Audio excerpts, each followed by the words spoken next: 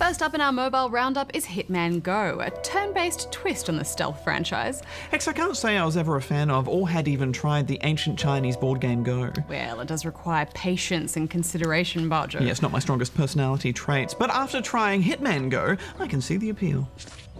Based on the mechanics of the almost 2,500-year-old board game, Hitman Go sees Agent 47 taking out goons and high-profile targets, creating diversions, and collecting briefcases filled with what we can only assume are juicy secrets.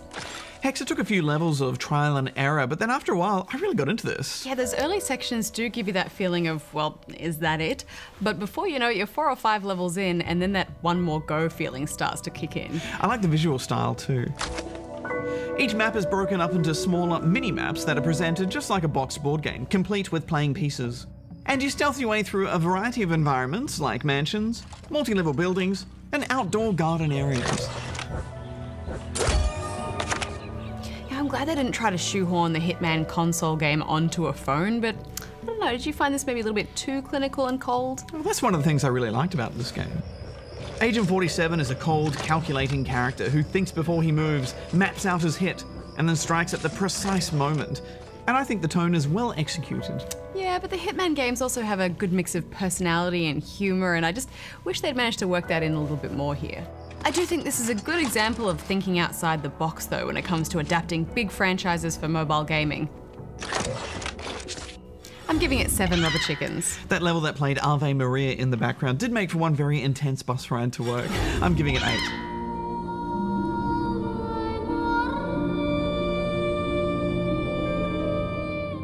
Another puzzler that scratched our brains was the shifting world of Monument Valley. Ida is a cursed silent princess searching for redemption through this mind-bending landscape. Hex, I'm impressed you got so much subtext from this very simple game. That's all how you interpret it, Bajo.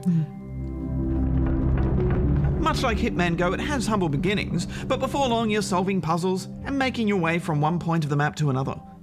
Where this is different, though, is where it draws its gameplay and creative influences from. Conceptual artist MC Escher and games like Echochrome are key to its art style and puzzle-solving mechanics. In spite of these obvious influences, though, it does put its own spin on things and stamps Monument Valley with its own identity.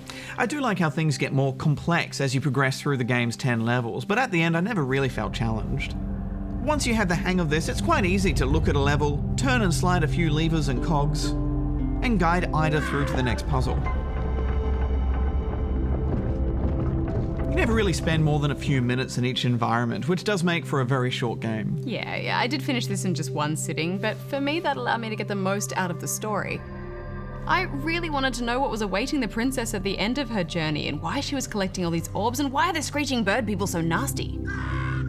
I did want this to be a bit more challenging, and maybe it's a little expensive for a mobile game, but still I think it's beautiful and very well made, so I'm giving it 7 out of 10 rubber chickens. Yeah, I mean, my only real criticism is that it doesn't really warrant more than a single playthrough, but honestly I think this is mobile gaming done right, so I'm giving it 8.5. And now it's time for news with the Goose.